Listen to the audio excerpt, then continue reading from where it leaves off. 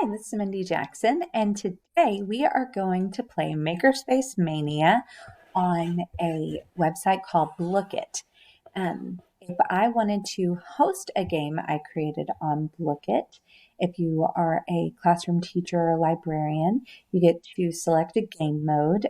For instance, our fifth graders love Gold Quest because by answering questions, you get to earn gold or take it away from other players. It's similar to Kahoot, except way more interactive, and the kids really enjoy it. But today we are going to play solo, and I am going to choose a game mode called Cafe. And in this game, we will be serving patrons different food. And to restock your food to serve your patrons, you have to answer questions correctly. Each patron has a amount of time that they will stay, and you must answer your questions quickly enough to be able to serve them before that time runs out. Once you have not served 3 patrons, then your game is over. No tutorial today, but we are going to restock our food. The right brain is the more analytical side of the brain, while the left brain is the more emotional, artistic side. We know that this is switched backwards. It is the other way around. So we are going to feed our snowy owl friend and restock food. The purpose of Bloom's taxonomy is to help educators identify levels of cognitive engagement to promote higher forms of thinking or learning. We know this is true with the bottom being just rote memorization and the top being creating. Sorry. And so we see this guy's running low. So according to Carol Dweck, this says that talents and abilities can be developed through effort. We know that a growth mindset is what says it can be developed as opposed to a fixed mindset of it is what it is. So we're going to feed this friend some toast.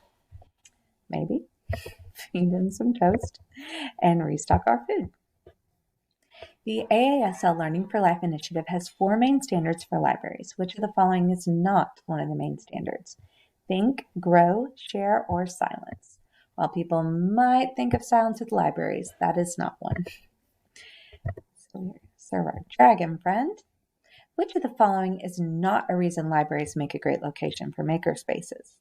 Biggest building in the... Oh, no. Our day 1 is over, but our total profit was $7 from what we sold. So for the next day, we'll take our $7 and unlock cereal. So our next day, we're going to have more food. An A was added to STEM to include what component? Art, accomplishment, academics, or agility. Now that art brings another creative side to it. We're going to feed our friend and now restock our food. Hands-on activities solidify concepts and make learning more meaningful, especially for tactile learners. That is very true. That helps tactile learners understand much better. Feed this friend right here and restock. Failure should be the reason to move on to a new activity, recognized as a lack of effort, dreaded, or an opportunity to learn and improve. That is a great part of makerspaces, that they can learn how to fail and that it is a safe place for them. What can be considered makerspace equipment? Markers, iPads, robots, all of the above. We know that it goes all the way from low tech to high tech. So we are going to feed this guy because I think we're too low on the other one. Okay, so in the U-Tech model of makerspaces, U is for using, T is for tinkering, E experimenting, and C is for cooking, coloring, creating, or crafting. While those other things are great, we know it is creating. So we are going to try to feed our toucan friend. Which of the following is not one of the 5 C's that are essential to learning? Communication, critical thinking, collaboration, or commitment. While commitment is important, we know that is not one of those main 5 C's. Oh, he's sad too. So our day 2, our total profit was $75. So for the next day, we're going to unlock yogurt. And we'll just go ahead and unlock the breakfast combo too. And the next day, we're going to restock food. What is not necessary to think about when considering the needs for makerspaces? Internet access, movable furniture, electrical outlets, or original intended use of the space. We know that what a space was intended for is not always what it will be used for. So we're going to come feed him, our snake friend over here. Let's see our cereal. And no one wants yogurt. In Worlds of Making, Laura Fleming said, to define a blank blank by its purpose in simplest of terms, it's a place where young people have an opportunity to explore their own interests, learn to use tools and materials, both physical and virtual, and develop creative projects. We know this is a school makerspace, not a church picnic or birthday party. So we're going to feed this little guy. And he wants some toast, so let's see if we can find some bacon. What is considered one of the first makerspaces in the U.S.? Hence, Steve Wozniak and Steve Jobs are members, and we know the answer to this: Homebrew Computer Club. And we missed out on the other guy, but that's okay. So we will feed what we have and see if we can restock food in time. In terms of curriculum, makerspace activities can be linked to lessons. Standalone can either be standalone or linked to lessons, or none of the above. We know that in curriculum, they can be standalone or they can be linked to lessons, such as stories that I do often in my library with the kids. Feed them what we have.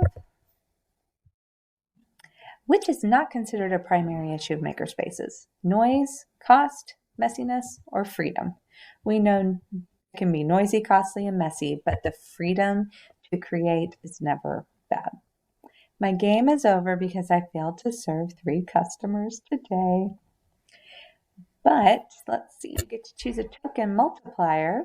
So I get 5 tokens, but then get to multiply times 3. And you'll see these tokens are for if I chose to go to market, I can use these tokens and try something different. But right now, I'm going to show you, as the creator of this game, the questions that we did not get to that this one right here. According to a 2017 study, educators found strengths and benefits of having makerspaces in libraries. Which of the following is not one of the benefits? Creates initiative with students, increased circulation, meets needs of a wide range of students, or takes little to no planning. We know that it is not true that it takes little to no planning, and we do know that it does lead to increased circulation, especially in my experience, increased nonfiction circulation. According to Carol Dweck, this says talents and abilities can be developed through effort. We know that's a growth mindset. A fixed mindset is more the mentality of what your talents and abilities are what they will be, and you cannot really grow new ones. But a growth mindset says the opposite. The right brain is more analytical side of the brain, while the left is more emotional and artistic. We know that's false, that I switched the right and left brain. The A added was art. And I think we know whose amazing definition of makerspace this is. The makerspace master right here. We looked at those, that hands-on activities definitely solidify concepts and make learning more meaningful, especially for tactile learners that have a harder time with just the lecture style or reading. A great aspect of makerspaces. Which of the following is not a reason libraries create location for makerspace? They have been storage centers for as long as information has existed. It's the biggest classroom in the school building. They're known as centers that provide knowledge, books, tools, community access, and learning. Or they always have a large budget for supplies. Any of us that have ever worked in a library know that the large budget for supplies is generally not true. Makerspace equipment, low to high tech.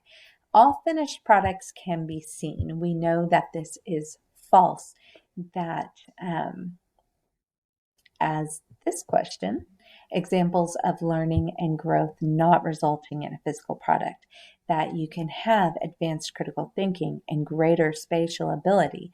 And while those do not result in a physical product, that is amazing learning and growth that is necessary. What is not necessary to think about with needs for makerspaces? I think we did this, but electrical outlets can be very important, as well as can internet access for the more high-tech things. If you're using iPads, movable furniture is definitely helpful, but the original intended use of space is often not what it ends up being used for. For these questions, I had it set at a 20-second time limit, but which is great. You can change that if you wanted to. I can add an image, upload a URL, upload a file. You get to do your text, your answers, your time limit. I did have it set at 20, but gave it longer for discussion. And I have random answer order checked so that students will be given it in a random order each time. And you can import questions from Quizlet, but I obviously made my own. So I hope you enjoyed Look It. If you've never seen it before, it's really fun. If you are, again, a classroom teacher or a teacher librarian, this is a really fun, interactive game for kids. Hope you enjoyed.